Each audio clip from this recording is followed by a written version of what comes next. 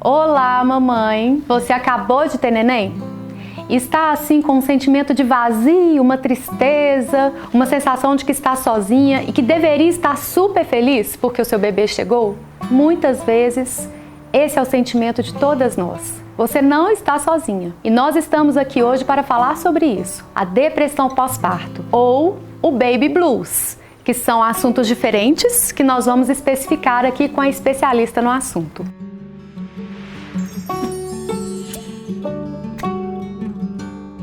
Antes de apresentar a nossa especialista, eu quero te pedir para você inscrever no nosso canal e dar aquele joinha para a gente seguir adiante. Então vamos lá? Vamos seguir adiante. Estou aqui com a doutora Luciana Pimenta, que é uma psiquiatra especialista em mulheres e ativista nessa questão. Ela faz parte da equipe do Sentir Mulher aqui de Belo Horizonte, que faz atendimentos tanto online quanto presenciais. E aí, doutora Luciana, muito obrigada por estar aqui.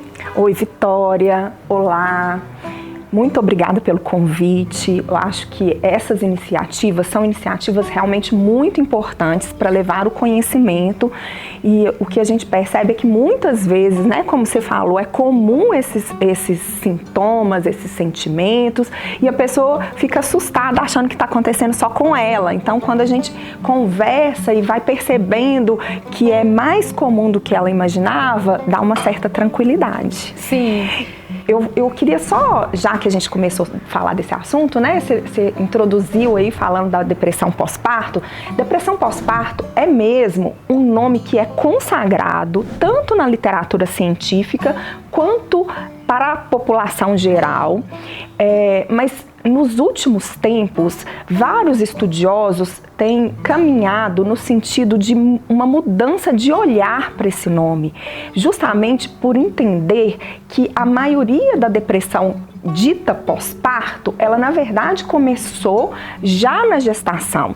Então, para a gente ampliar esse olhar e entender essas particularidades, hoje a gente fala em depressão perinatal, que seria o quadro depressivo que começou em qualquer momento na gestação ou no primeiro ano pós-parto, com alguns autores falando até no segundo ano pós-parto, ainda com esse olhar para a depressão perinatal.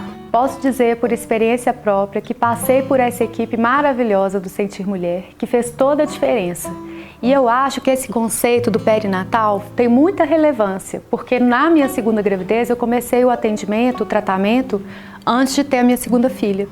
E isso fez toda a diferença. Eu consegui amamentar por mais tempo, eu tive um puerpério não isento de problemas, mas bem mais leve, mais tranquilo, com uma sinergia maior da família, enfim. Até o casamento agradeceu.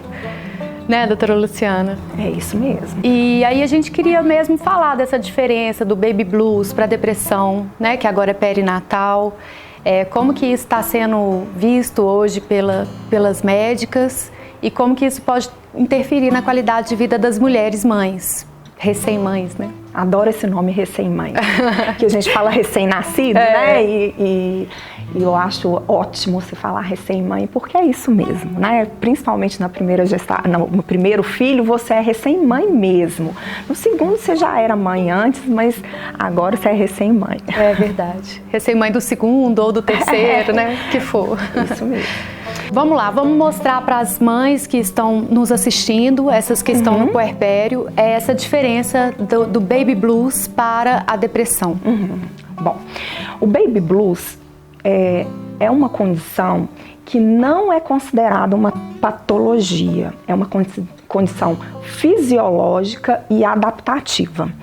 Então, tem muitos estudos mostrando, e provavelmente está relacionado com a grande variação hormonal que acontece, mas não é só essa parte biológica, né? Além dessa variação hormonal, na grávida eu tenho a placenta que produz uma quantidade enorme de hormônio, então a mulher tem estrogênio e progesterona como ela nunca vai ter na vida dela enquanto está grávida, e quando esse bebê nasce, sai a placenta, que é um grande produtor de hormônio, e tem uma queda muito importante nesses hormônios que tinham até então ali na gestação. além dessa mudança biológica, né, que a gente sabe que é importante, porque principalmente para aquelas mulheres que já têm uma influência nessa variação que acontece normalmente. Então, tem algumas mulheres que são mais sensíveis à variação hormonal, a gente entende isso, percebendo que algumas têm mais TPM, outras não têm. Para aquelas mulheres que são mais sensíveis, essa variação vai ter um impacto mais importante, mas além dessa questão biológica, a gente tem toda uma nova questão de papel social, de precisar de cuidar de um bebê, de muitas vezes um desconhecimento de como faz aquilo, de ter que lidar com a privação de sono, que é uma coisa muito frequente no pós-parto. Então, esse conjunto de mudanças biológicas e sociais, psicossociais, é o que vai influenciar para a mulher ter o baby blues. Então, é um período que começa ali logo depois do pós-parto, tem um pico do quarto, quinto dia, que dura por volta de 2 semanas, é um período de maior labilidade emocional, que às vezes as pacientes falam assim, eu nem sabia porquê, mas de repente eu me via chorando, estava lá chorando, num momento que era para ser só de alegria, teoricamente, né? A visão da sociedade, da maioria das mulheres, é entender que aquele era um momento só de alegria. E ela se percebe chorosa, solitária, às vezes com uma ansiedade, uma irritabilidade, e como eu falei, é fisiológico e adaptativo. Entendi. E isso faz muito sentido, porque a maioria das mulheres vai passar por isso mesmo, né? Porque é uma coisa do corpo e tudo. E quando que a gente consegue diferenciar? Não, isso aqui já não é um baby blues, é uma depressão mesmo, né? Porque você disse do perinatal, mas algumas mulheres vão passar pela gestação sem esse diagnóstico, sem esse olhar diferenciado. E depois de ter o filho, elas já assustam porque fica muito intenso, né? É na intensidade, é no tempo de duração do sintoma, como que ela sabe? É um conjunto de coisas, né? Então, para a gente pensar na depressão, a gente vai ter que ter pelo menos 2 semanas de humor predominantemente deprimido. O que é isso? Eu estou triste, desanimada, a maior parte do dia, quase todos os dias. Uma diminuição da capacidade de experimentar prazer, alteração no sono, que pode ser insônia, e aí a gente tem que diferenciar a insônia dessa privação de sono, né? Então, na insônia, mesmo quando eu poderia dormir, eu não consigo dormir. É diferente de eu tô dormindo lá e o bebê acorda, eu dou mamar e ele vai dormir e eu durmo de novo, né? Os dois podem gerar cansaço, mas na insônia, mesmo quando o neném já está dormindo, eu não consigo dormir. Alteração de apetite, que pode ser para mais ou para menos. Pode ter uma lentificação, então a percepção de que eu estou fazendo tudo mais lento, que a minha movimentação está mais lenta, o meu pensamento está mais lento, mas também pode ser o contrário, ter uma certa agitação psicomotora, né? Um pensar mais rápido, uma movimentação mais rápido, muito sentimento de culpa, uma desesperança, pode ter aí pensamentos de morte, uma percepção de baixa autoeficácia, ou seja, eu acho que tudo que eu estou fazendo não está sendo bom, eu não dou conta de cuidar do meu filho. É claro, gente, que não necessariamente a gente vai ter todos esses sintomas em todo mundo, né? E existem quadros que são leves, quadros que são moderados e quadros que são graves. O baby blues, a gente não tem um impacto nos cuidados com o bebê, nas atividades do dia a dia. Já na depressão, eu posso ter e frequentemente eu tenho esse impacto. Então, a gente tem que ter atenção no baby blues quando os sintomas são muito intensos e quando eles começam a durar mais do que essas 10 dias, 2 semanas, e a gente tem que ficar alerta para a possibilidade de uma depressão. A forma da gente fazer esse diagnóstico é com uma avaliação especializada mesmo, né? E quais são os tratamentos hoje, os tratamentos disponíveis, né, para essa questão da depressão? A gente sabe que tem a medicação, Tem alguma outra estratégia, outras coisas que a mãe pode fazer para tentar aliviar esses sintomas? Toda vez que a gente pensa em tratamento de saúde mental de uma forma geral, né, e a depressão é um dos transtornos mentais aí mais comuns, a gente tem um lado que é tratamento que a gente chama de não medicamentoso e um outro que é o tratamento medicamentoso. O tratamento não medicamentoso, ele vai ser indicado para todo mundo, né? E que envolve mudança de estilo de vida. Então, a gente já sabe cada vez mais, a gente percebe da importância de atividade física regular. Então, tem um númerozinho mágico aí que a Organização Mundial da Saúde traz, que é pelo menos 150 minutos de atividade física semanais, né? Que pode ser aí 30 minutos 5 vezes por semana ou distribuir de outras formas. Então, a gente sabe que a atividade física ela serve tanto como prevenção como para tratamento dos quadros leves de depressão. Né?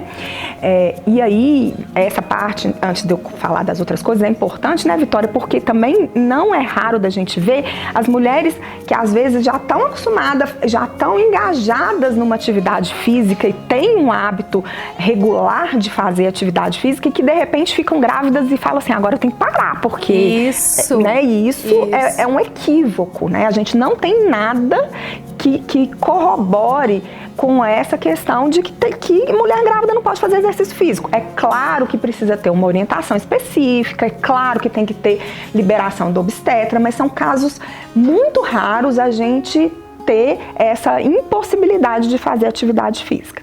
Então, atividade física, uma boa alimentação que inclui principalmente diminuir ao máximo industrializados, ultraprocessados, então uma alimentação balanceada, que inclui frutas, verduras, legumes, uma boa qualidade de proteína e também cada vez mais a gente entende que a alimentação influencia muito na saúde mental. Envolve aprender estratégias de manejar o estresse e diminuir ao máximo, quando possível, as situações de estresse.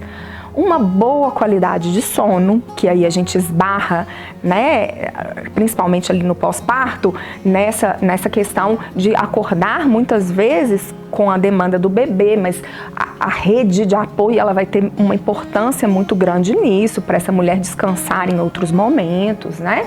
Terapia, e aí a gente tem várias linhas de terapia e a gente sabe do benefício, essas estratégias de manejo de estresse, né? A gente tem várias, o Mindfulness, por exemplo, eu sei que a gente teve uma experiência junto que foi muito bacana, né? Foi sim. O Mindfulness é uma das estratégias para a gente manejar estresse, lidar com estresse. Então, esses são todos os tratamentos que a gente considera como não farmacológico. Do lado, né, do tratamento farmacológico, a gente é muito comum que a mulher, quando ela engravida, se ela já faz uso de um medicamento, que ela resolva suspender ou que ela seja orientada a suspender. E muitas vezes essa orientação é equivocada, porque a gente sabe cada vez mais que a gente tem muitas possibilidades de tratamento. A gente vai conversar um pouquinho, né, como que funciona esse tratamento medicamentoso, mas o mais importante é que nenhum medicamento deveria ser suspenso sem antes ter uma avaliação e sem ter um acompanhamento posterior se essa mulher teve recaída, porque a chance de ter recaída ainda na gestação numa mulher que está tratando para depressão é até 75%, e às vezes isso acontece lá no primeiro trimestre ainda. Que interessante, né? É muito profundo esse assunto, muito importante. A gente sabe que precisa de uma avaliação, né, específica de um profissional habilitado na área, mas tem aí o hiato também do momento que a mulher, porque a gente, para chegar no profissional, tem um caminho que a gente tem que vencer, né? Tem a sociedade, tem um monte de questões que estão envolvidas aí. Mas a minha pergunta é, quem detecta isso? A família detecta que a mulher está diferente? A mulher consegue ter essa autopercepção? para buscar essa ajuda e como que ela consegue, porque eu tô aqui, né, quero que o máximo de mulheres saibam do Sentir Mulher, dessa clínica boa, fantástica, que é específica para cuidar das mulheres nesse período.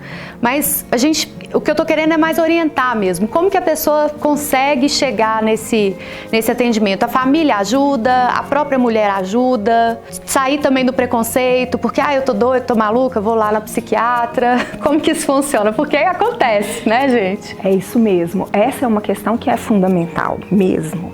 A gente tem um dado que é assustador, que a maioria das mulheres que tem depressão, tanto na gestação quanto no pós-parto, não é feito diagnóstico e que quando é feito o diagnóstico, ela não é adequadamente tratada.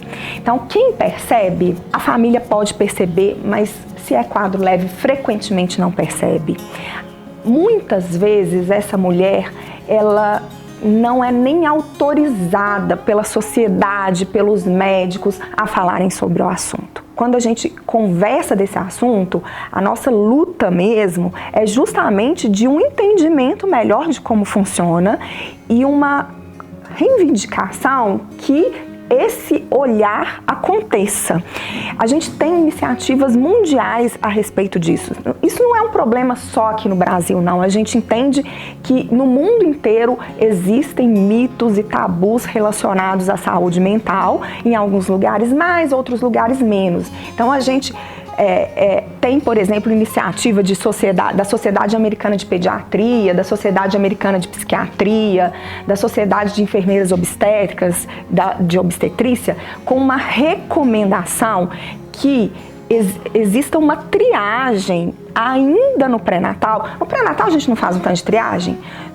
Todas as mulheres, todas vocês que fizeram pré-natal, provavelmente quando chegou lá na 20ª semana de gestação, fez triagem para depressão, para diabetes gestacional. Tem até um post nosso no Instagram sobre isso, que eu busquei como referência na Clínica Sentir Mulher, que faz essa diferenciação aí, por exemplo, que eu fiquei sabendo, né, que a incidência é maior de depressão do que da diabetes. Então, comenta um pouquinho para nós, doutora. A gente tem a depressão é a principal complicação na gestação. Só que a gente tem um peso muito maior de investimento, de triagem, de protocolos em doenças clínicas do que em doenças de saúde mental. E é isso, né? Quando a gente faz o pré-natal, eu estou fazendo triagem para vários agravos que podem influenciar tanto na gestação quanto naquele bebê que está ali na barriga da mãe. Então eu faço pesquisa de doença infecciosa, faço as sorologias, né, para pesquisa de TORCHES, eu faço a medida de pressão. Não estou falando, gente, que isso não é importante, isso é importantíssimo, claro que é, mas a gente deveria olhar para a depressão, para os quadros de saúde mental com o peso que ela deve ter, que é de tanto impacto, às vezes mais, do que as doenças clínicas. Então essas sociedades, elas defendem que a gente, do mesmo jeito que a gente faz triagem para as condições clínicas no pré-natal, que a gente faça também triagem para a depressão perinatal, né? Já ali na gestação, pelo menos em 2 momentos, idealmente em cada trimestre, né? E a gente consegue fazer isso, às vezes, com perguntas simples.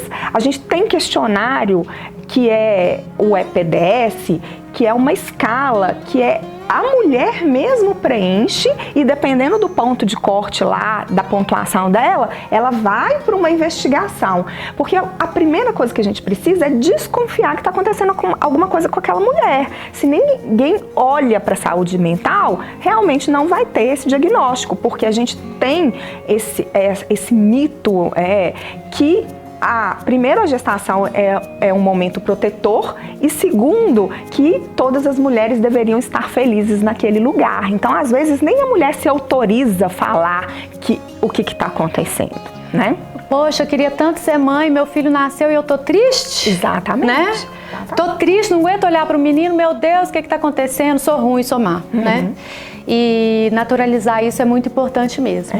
Essa recomendação que eu falei com você, além da recomendação de ter pelo menos uma vez em cada trimestre, tem recomendação, por exemplo, que os pediatras entendam disso, porque no pós-parto, o médico que mais vai ter contato com aquela mãe vai ser o pediatra. Então, se o pediatra entende de depressão e sabe reconhecer, ele consegue fazer um diagnóstico mais precoce de suspeição e encaminhar para avaliação especializada. Então, se os pediatras também fizessem ali nas consultas de puericultura essa triagem, a gente conseguiria chegar em muito mais mulheres e tratar, e como você mesmo já trouxe essa experiência, e é isso mesmo, a gente escuta isso muito frequentemente no consultório, de que muda completamente a experiência da maternidade se eu estou com adoecimento mental ou se eu não estou com adoecimento mental, se eu recebo cuidados, atenção e tratamento ou se eu não recebi essa atenção. Sim. E um outro paralelo que eu gostaria de fazer aqui é sobre essa questão do bem-estar. A gente tem um programa fantástico que é o Gestar Fit, que é específico para mulheres grávidas e tem os exercícios todos certinhos lá. É um programa fantástico que resolve muito essa questão não medicamentosa, desculpa, gente.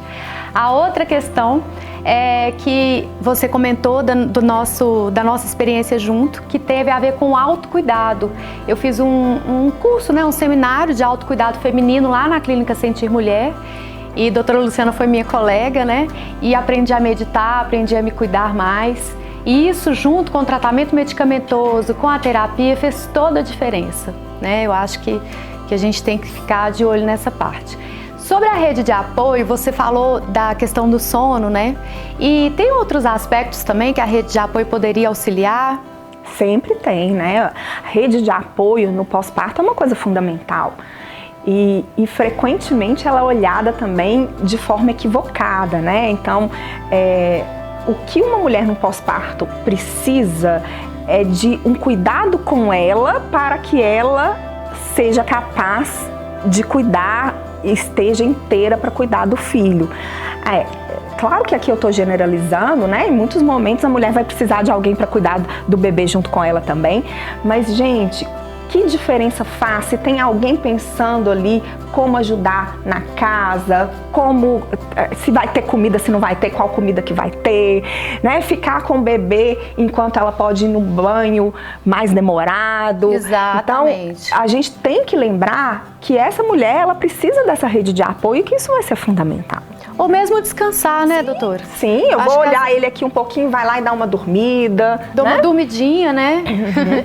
Sim. Agora comenta um pouquinho pra gente desses fatores de risco. Sim. Quando a gente pensa na depressão perinatal, uma das situações que tem um peso mais importante como risco para a depressão perinatal é se essa mulher já tem um histórico de depressão antes.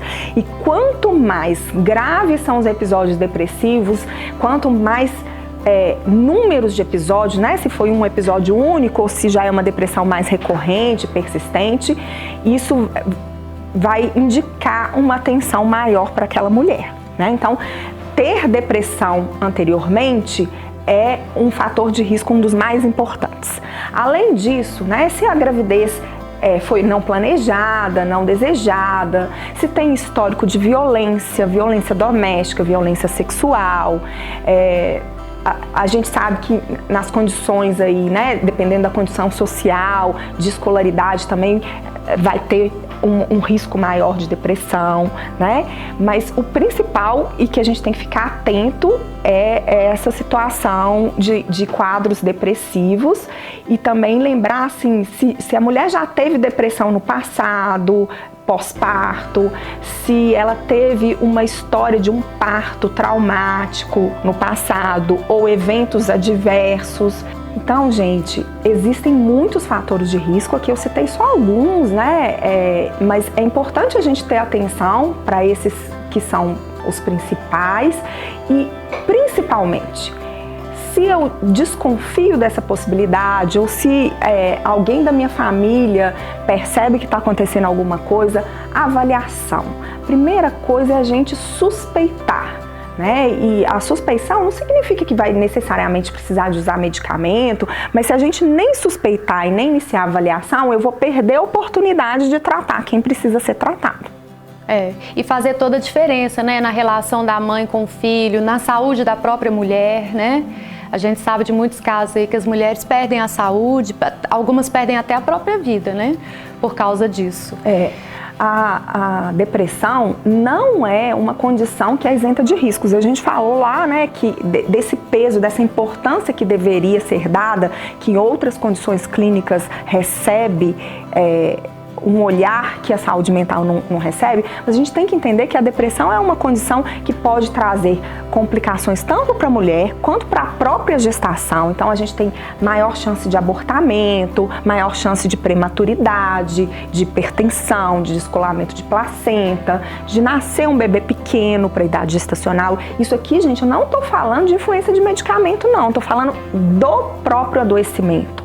Maior chance desse bebê, como ele vai ter menos estímulos, de ter um atraso de desenvolvimento de linguagem. A gente tem associação aí com TDAH, com autismo. Então, traz consequências para a mulher, para a gestação, para o bebê e para a família, porque a gente sabe também que a depressão da mulher aumenta a chance da depressão do pai, aumenta a chance de conflitos no casamento, de divórcio, né? A gente tem uma estatística aí que o primeiro ano pós-parto é o maior índice de divórcios que a gente tem, então é um momento delicado mesmo para o casal também.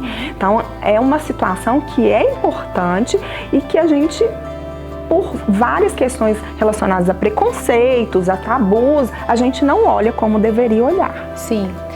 E então, gente, eu vou pedir aí para vocês colocarem no comentário mais assuntos sobre medicamentos, o que vocês gostariam de saber sobre o tratamento, porque infelizmente esse vídeo poderia durar aqui o dia inteiro, né, doutora Luciana, que a gente não esgotaria o assunto, mas estamos muito interessadas em trazer para vocês informação de qualidade para que vocês tenham uma vida melhor, um puerpério mais leve também. Então não esquece de colocar aí nos comentários os seus pensamentos a respeito do tema. Fechando mais um pouquinho o assunto, né? Fala pra gente, doutora Luciana, a interferência desse tratamento, quando o tratamento tem êxito, quando a gente consegue receber esse acolhimento, né, das psiquiatras, das psicólogas e até ter uma eficácia melhor no tratamento medicamentoso, como que isso pode interferir na qualidade do aleitamento materno?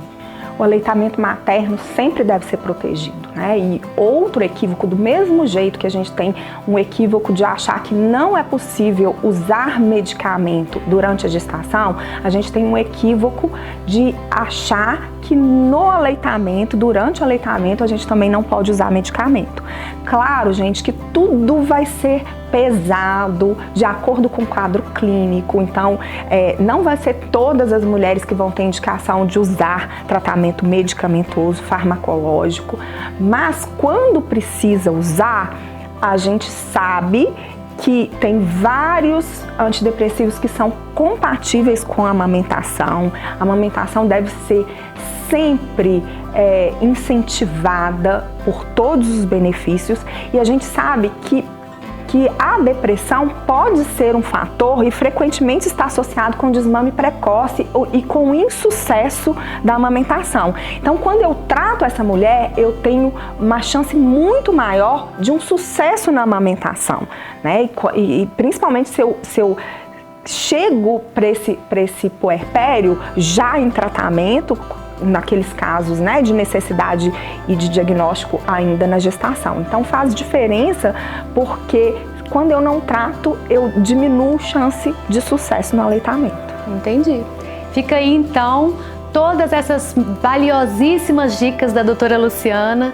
Queria agradecer muito a presença dela aqui e também ao trabalho tão bonito que elas desenvolvem lá na clínica. E não esquece de deixar o sua curtida, seu joinha pra gente e se inscreve no canal, tá, gente? Vamos nos encontrar também no Instagram, em outras redes sociais, para levar muita informação para vocês. Tchau, tchau. Obrigada, Vitória.